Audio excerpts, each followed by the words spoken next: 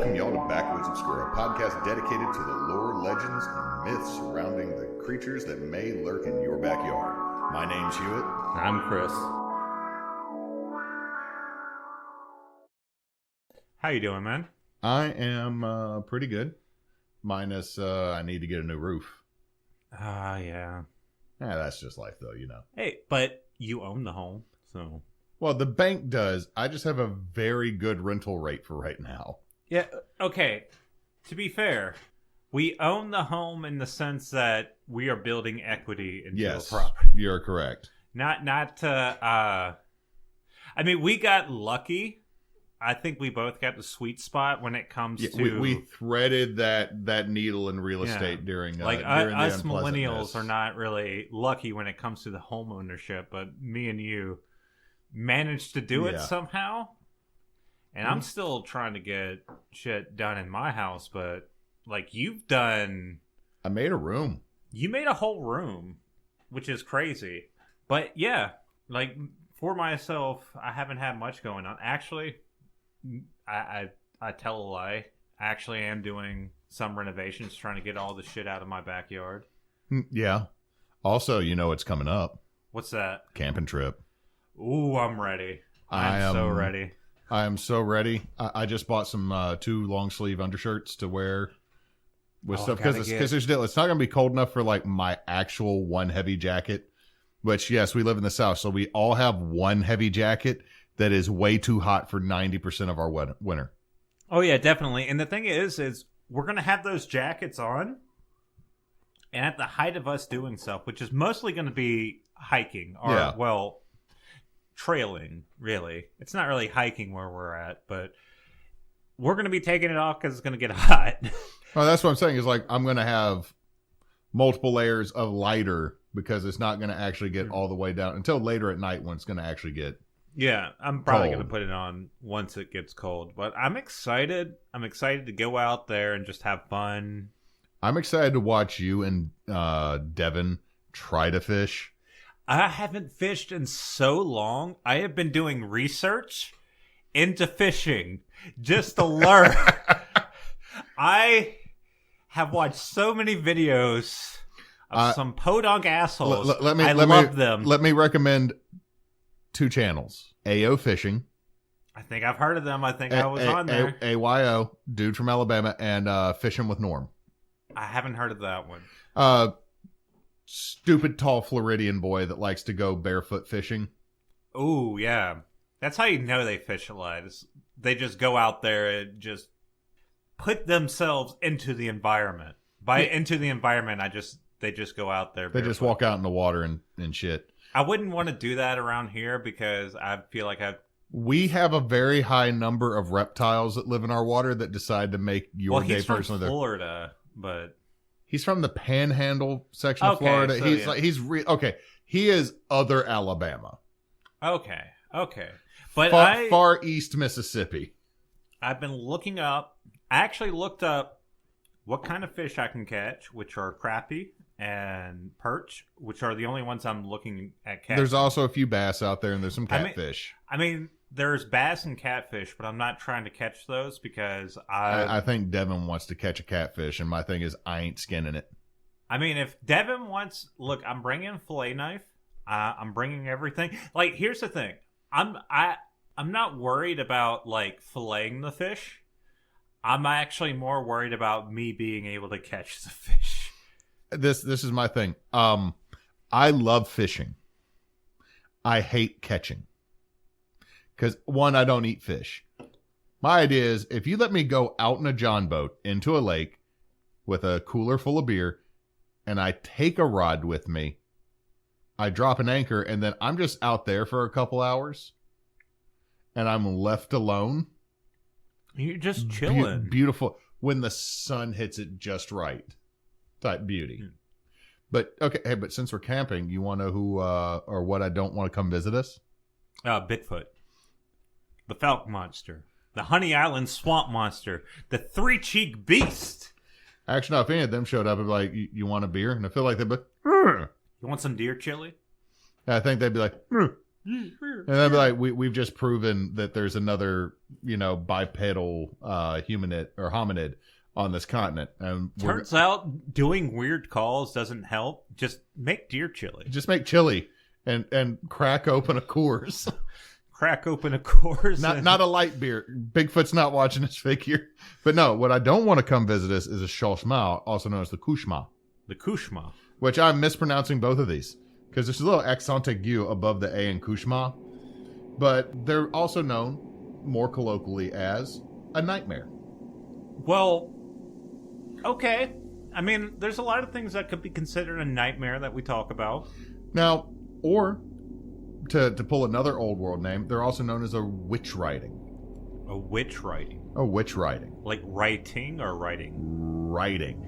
Oh, like a horse, you're riding a horse. Okay. Well, some people might be considered that, others might not. Okay. Witch riding as a... Okay. Upon your back, yes. Yes. As if you were a beast of burden. I was making a naughty joke. Anyway, we are a Christian podcast. No. When. Now, here's the deal. There's other things that the Kaushma is also known as around different parts of the world. The Boogeyman. Of course. Or the Bogeyman. The Dark Man. The Babadook? No. Or the Hat Man. Oh, we're getting into Benadryl territory. No. The Hat Man has appeared outside of Benadryl. He is a common hallucination that is connected to the Kaushma. Now, it's the Kaushma... I mean, it's the Kaushma in Louisiana. Okay. Well, the Kaushma, or a mare from Germany. Oh, okay. I think they're very similar. But Kaushma, Kaushhm, accent mark above the A, in South Louisiana. That's the name. Now, origins is there's a French origin, but there's also the native origin, and the description is a demon-like figure that walks into your room, and you can't move, you can't talk, and you feel an incredibly high level of anxiety, and it's hard to breathe. So it's a kikamori. Similar to a kikamori. Or a succubi. Or let me slide to my other page. Lilith, or Liltu, from Mesopotamia and early Judeo-Christian belief. The Agroi, from Newfoundland. A Jinn, from Egypt, or in the incubus or the succubus. So the incubus and the succubus, I know I'm getting ahead of myself, but the incubus and succubus, were they technically like sleep paralysis demons? Yeah, these are all sleep paralysis demons. These are all common things. Now, the difference is that, succubus and incubus... yeah, they do the thing. They oinkly boinkly. Yeah, they have a little bit of hinky-panky, as they say. A little pinch and squeal. A little slap and tug. They butter the biscuits. Let's move on. They prime the roast. I can't think of anything. I'm honestly just... They get you the 5 for $5 and a bag of flowers. What was the monster we were talking about again? The Kaushma. Now I just think of it as a succubus. This thing has big titties, don't it? No. Well, depends. Because if I don't know, do you know where horse titties are at? Oh God, no. I didn't think it was a horse. Well, this is where we get the term nightmare. Nightmare. Oh. Because sometimes, this is jumping ahead a little bit, but sometimes the Kaushma will appear as a female horse with very large teeth. I thought you were going to say very large tits. Teats, they might be. I don't know. I haven't looked. What, teeth or teats? Teeth. Teeth, okay. It's a Gary Busey mauled horse. The succubus talk has ruined me. Why did I go down this? This is my fault. You went that way. Anyway. So again, sometimes it's this creature is known to be a shapeshifter. It takes on a form that you find scary or terrifying. So a lot of times this creature is much larger than you. Sometimes the one that I saw the most, horse with long teeth. So just all of a sudden, hello, Wilbur. Hello, Wilbur. Hello, Wilbur. You didn't leave me a carrot outside. Now I'm going to take your carrot. Yeah, now we're back to the succubus part. God damn it. God damn it. We're never escaping it. No, but okay, I was going to say that horses have very long teeth already. Like, they're kind of known for their teeth, you know? Okay, to make a reference to a very old game at this point, it looks like a horse. For anybody that's listening, if you will go to Team Bonus Action on YouTube and find the very first Into the Woods, the thing I said that scared the party the most was, it looks like a horse. Just looks like a horse. I don't like that description. Because it leaves so much for the imagination, where it's like, oh, it looks like a horse? What could it be? Yeah. Is it a horse? I mean, No. at the same time, that's the Kaushma. It looks like something. Now, big thing is, not fair. It targets nervous and anxious people. Oh, I'm fucked. It will sometimes sit on your chest in your sleep. This is where earlier when I mentioned witch riding, this is the witch riding you on your chest, making it hard for you to breathe. Also the succubus. Yeah. Well, that's sitting on your face. Wow. It can. But she the thing can be here is, sitting anywhere, but or the thing he is, could be is this, sitting anywhere. Well, the thing is that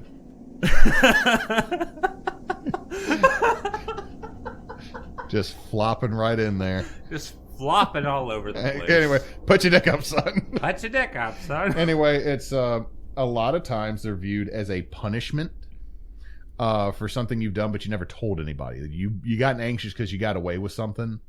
So, like kids who snuck that piece of candy or cheated on a test, or so it's like the opposite of the Rougarou. a little bit. So, like this, like all of a sudden you did something bad and you get nervous. Well, it feeds off of that. It's an anxiety phage. It's a phobophage.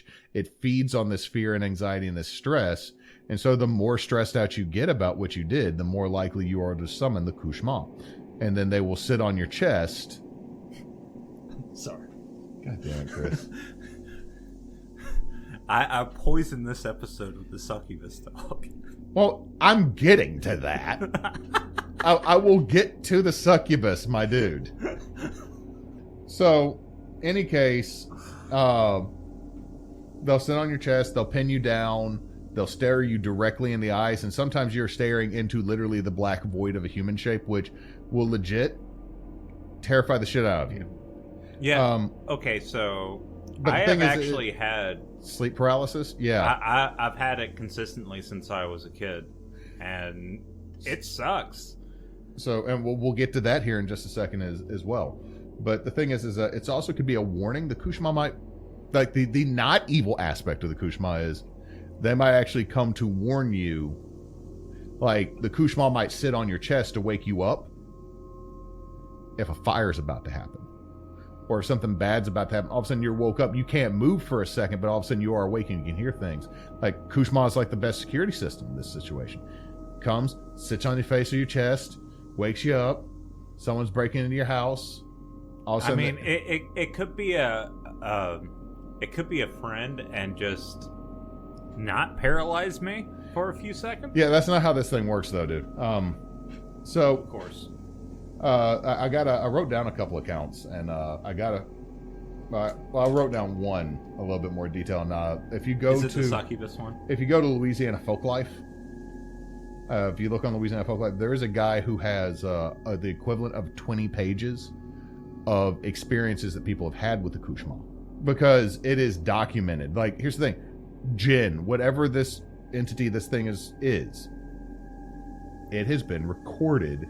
I can believe that throughout history, because through multiple cultures, and it's happened. So here's one account from 1990. What you got? What you got? Yeah, I was just gonna say that it kind of makes sense, because if I'm gonna go through the skeptic lens, sleep paralysis is pretty common. I like, I'm personally someone that experiences it pretty regularly, and it can be alarming. I hate it. I don't like it, and usually I don't really have, like, you know, vivid stuff, but when I do, it's trippy as fuck. It's not trippy, it's actually really scary. Oh. Like, because when you're in that state, it's not just about seeing things that aren't there. It's about a whole, like, sensory experience that is hard to describe, like, just off the top of my head. Okay, so there was one time when I had just moved into this new place. It was the first house we moved into, me and my wife, and the night I was there, I had a experience, and it was kind of like a Kikomori experience. This was before, like, I really knew much about Slavic lore or anything about, like, sleep paralysis demons. Well, I knew about, like, the meme online about sleep paralysis demons, but I didn't know the history. And I had, like, a sleep paralysis demon moment, and it's not just like you're seeing something, you're smelling breath, you're hearing things, you're having, like, you're feeling the wind on your neck. It is really visceral, and it's really just, like, it's really scary. And then you wake up and you're like, oh, that was just a thing. Well, along those lines, what you're talking about, this account, and again, if you go and look at LA Folklife, it's a massive amount. They were all taken in 1995. There was a college kid that had just moved into their dorm, and the Kaushma held them down and was jumping on them, which again is another common thing with the Kaushma and any of these sleep paralysis demons, of people feeling like it's constantly, like, jumping and pressing. However, yes, yeah, Chris, you're still doing this because of the succubus. We are 100% adults. Like, here's the deal. This is where I thought I would be giggling regularly, and it's him. It's him. Editor Chris, do not get rid of any of this. Anyway, when, like, they had one of those, like, the rooms where, like, 4 rooms opened up onto a common space, and when one of their roommates opened up the door, this thing literally, like, didn't, like, dissipate like it was a dream. They watched it, like, jump and go out the window, flee type situation. And because the roommate was like, dude, I heard a whole bunch of noise in here, and, like, shook him, because they found him, like, you know, like, when you find someone that's sleeping with their eyes open and how freaky that is. Like, they shook him, and the second someone touched him, he, like, came to and was like, dude, it was the Kaushma. It was the Kaushma. It's one of those of, like, did he have he didn't have any marks or anything on him, but some of the other stories that I looked through, I was saying, did he have a Raymond moment, and, like, you know, in Ghostbusters where he got the ghost blowjob with the... No. Okay. No. Yeah. Thank you for bringing that in. Thank you for reminding me that the scene that Dan Aykroyd insisted be in there was in there. I could live without that. Now, let me go over some other entities here, and we've mentioned them earlier when you started jumping the gun, just like the succubus. But the thing is that this phenomenon has been experienced everywhere. You mentioned the Kikomori. In Egypt, there's the jinn. Now, the jinn also functions a little bit like the incubus and succubus and wants to steal your seed. Now, is the jinn related to the Islamic jinn? Yeah, this is more of an Egyptian side branch of it, but yes. I'm surprised I haven't heard of that. Well, have you seen American Gods or read the book American Gods? I haven't. Okay. There's a side story that involves a jinn and a taxi driver. And it very much starts hitting some of these vibes of what the jinn does. Also, highly recommend if anyone has Audibles, not a sponsor, but if you would like to, we would love you to. We are on Audibles. If you can get the fully voice cast version of American Gods by Neil Gaiman, it is absolutely wonderful. I need to listen to that. The thing is Uzumaki, the chief from Ghost in the Shell standalone complex, He's the voice of Odin. I like this. Mr. Wednesday. Also, Neil Gaiman actually voices several of the side characters. But yeah, were we? Any case, so there's also Lilitu from Mesopotamia, who is the inspiration for the... Well, shouldn't necessarily just say inspiration, but there's some bleed over there of Lilith. Yeah, when I heard Lilitu, I was like, oh, Lilith. Lilith. Like Lilith is the old Judeo-Christian explanation for SIDS, explanation for nightly emissions from young males. Very, very much like she is considered the mother of succubus and like a whole lot of lore. Then there is the incubus and the succubus and the Agroy of Newfoundland that I mentioned before. All these creatures kind of do the same thing. They're all a sleep paralysis demon. Now, I need to go into a little bit more about a few of them because they're, you know what, the incubi and succubi have some additional fun facts. We know they're sex demons. Yeah. Also, Merlin. Merlin was fathered by an incubi. Wow, that's a... Go back and look at the old myths of Arthur's the stories of Arthur and his Round Table. There was a demon that fathered Merlin. That's why Merlin's magic was so strong, is because he had partial demon blood. Okay, so this is... I've always wanted to go and read like Arthurian legend, and now I'm like really wanting to do it. Talk to Spence, but also I highly recommend audiobooks over reading it, mostly because you could be painting minis. Yeah, definitely. But there's another condition connected to the incubi and succubi, and that is hypnagogia, hypnagogia, and this is fitful waking sleep, to where it's like sleep paralysis, but you can actually move, but you can't necessarily control your movements. I think I've had that. A lot of people have. Then there is the Hat Man. The Hat Man is mostly known for Benadryl or Robitussin trips. Yeah, so go ahead. Yeah. And you know what? This dude will deserve his own episode. Yeah. So when people trip on Benadryl, which we do not condone, honestly, I'm at a point where I'm like, don't take Benadryl, period. There's better drugs out there for... That sounds bad. That was really... That was really bad. There's better medicines out there that do the same thing without like the risk. But people will trip on Benadryl and they will see things. It is a delirium, which is a special type of hallucinogen, which causes paranoia, anxiety, and a whole other host of things. All of these sound like they summon a Kaushma. Yeah. There's actually a drug similar to Benadryl called Datura, which is also equally as lauded as a horrible experience. But something that they both share is the Hat Man, which is a shadowy figure, which I have actually seen before when I was a kid. I had the flu. I almost died, I almost was hospitalized with the flu. And I had actually had sleep paralysis during this time, and I saw the Hat Man. See, and this is why he's connected to it. Now, for anybody that doesn't know, the Hat Man is a tall humanoid figure seen wearing a hat. Most of the time, a actual fedora, not the trilby that neckbeards try to say is a fedora. Sometimes it's kind of like a simple hat. Sometimes it might be simple brim hat. More like a pork pie. Yeah.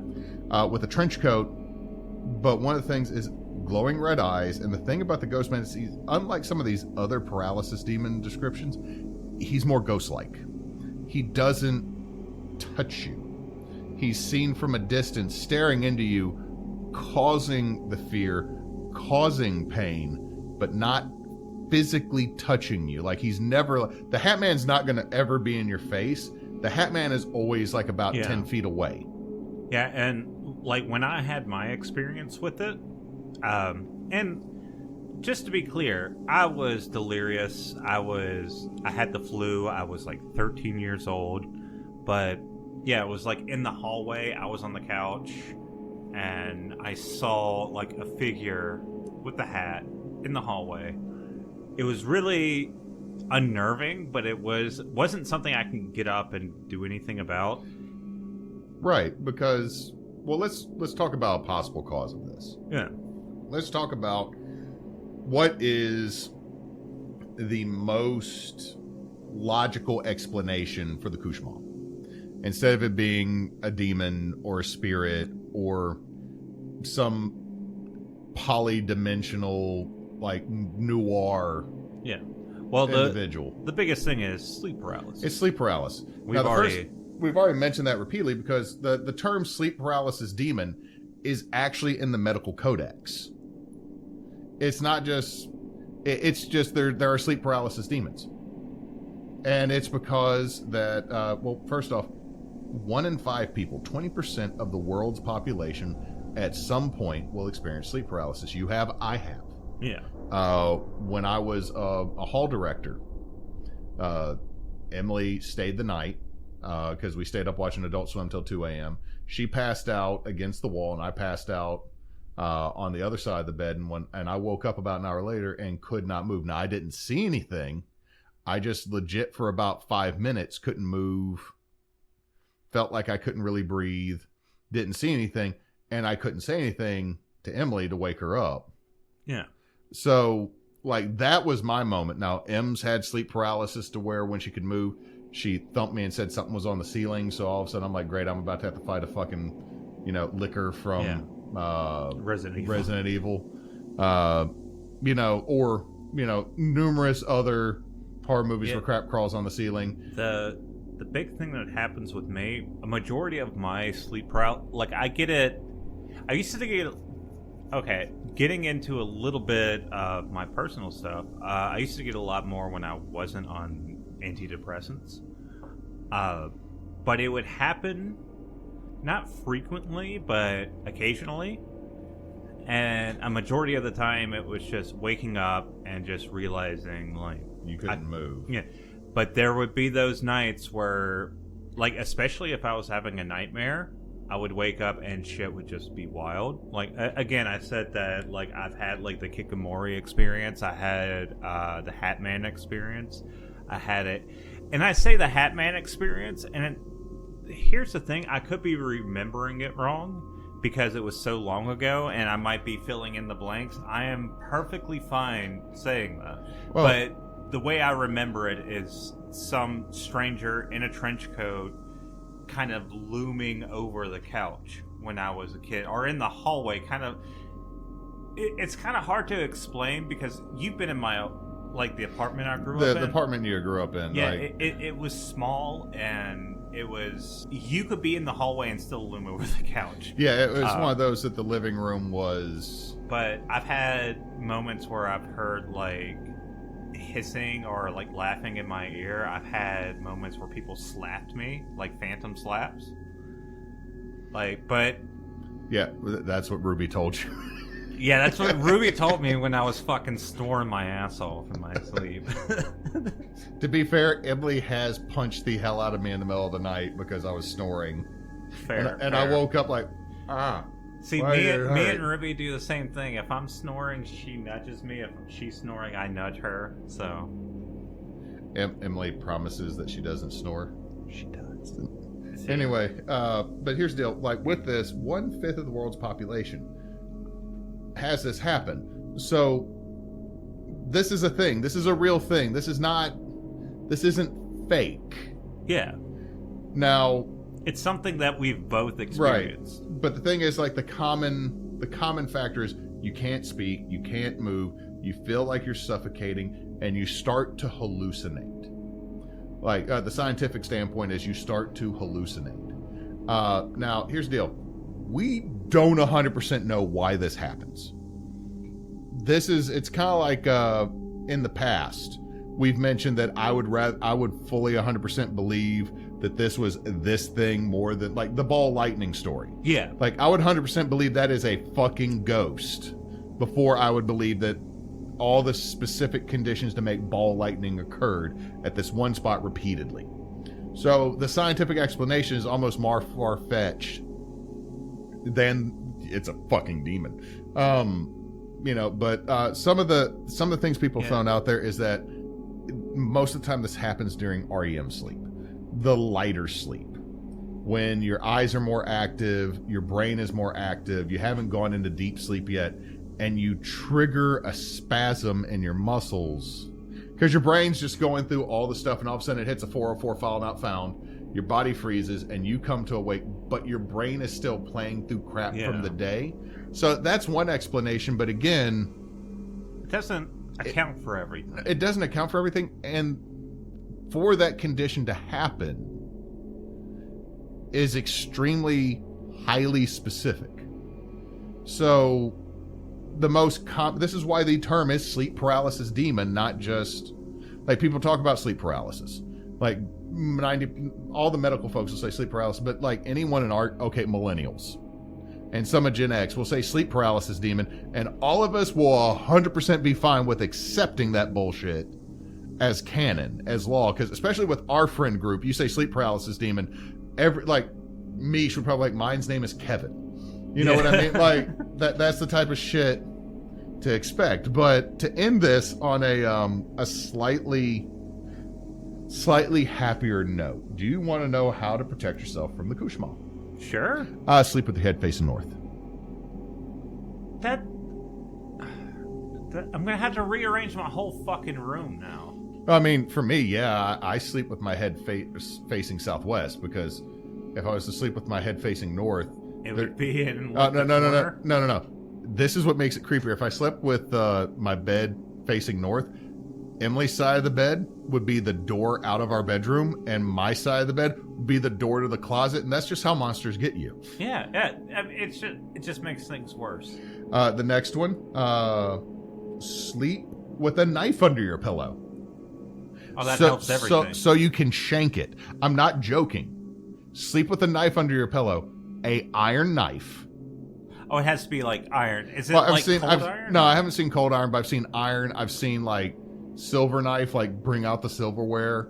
Like I've seen some, especially like depending on stuff. I'm like, yeah, all of a sudden the Kaushma, like, haha, bitch, I will stab you. I was asleep. But if you're having sleep paralysis, how are you supposed to stab? You use sleep telekinesis. Oh. Yeah, we're sleeping. This is our world. I'm not locked in here with you. You're locked in here with me. And so we're doing like a Friday the 13th, the Dream Warrior situation. Yeah, and all of a sudden it's like, I cast Cloud of Daggers. Okay. And the Kaushma.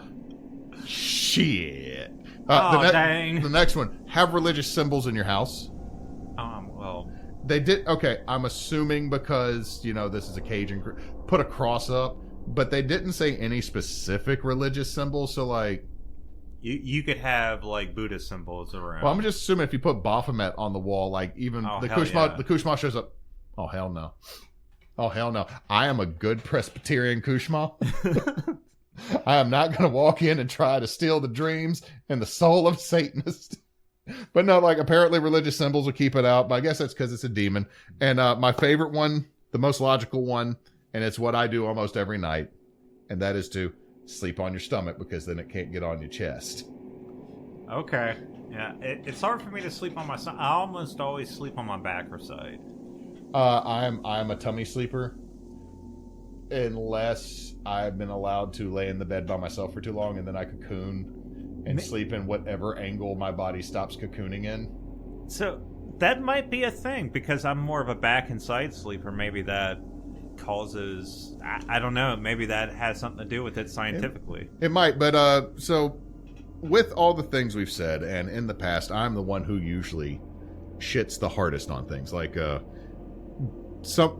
one of the people that listens to us and has given us input has brought up that I shit on things pretty hard. And we're on, I think at this point, the Casquettes is the one that's popped up last.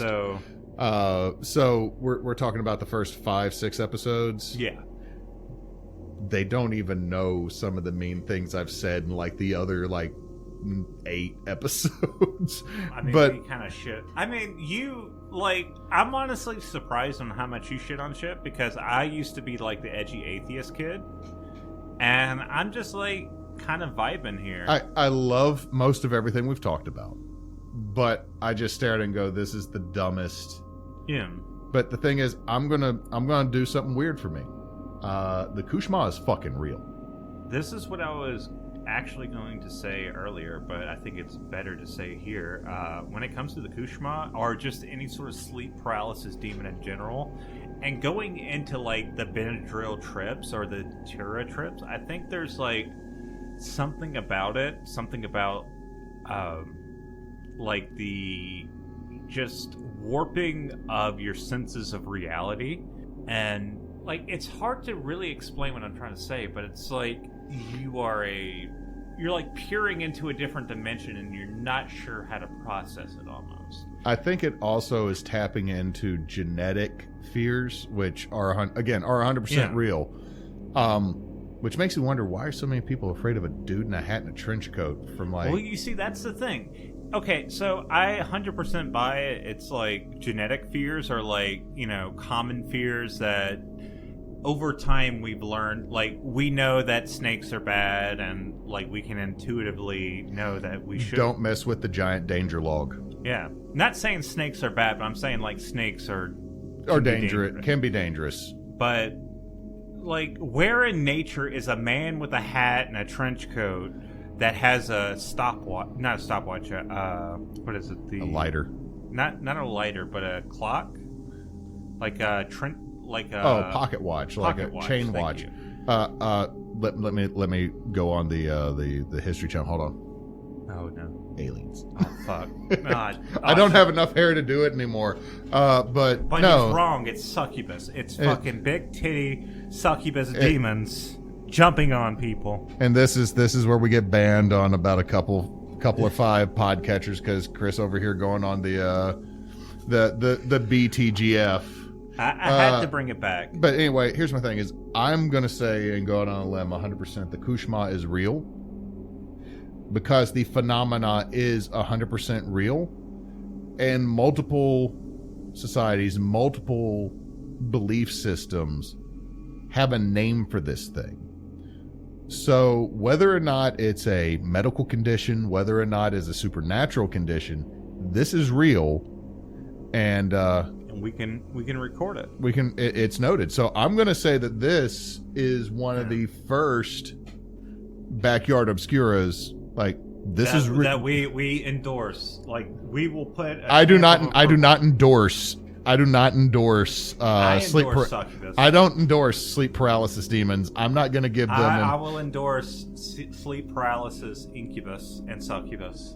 Anyway, thank you for this story. I am so sorry I brought it into such a weird place. No, we were going there, but you decided to bring what is the internet. I just decided to jump right into it. You brought the internet. Jumping full straight on, into just balls deep into it.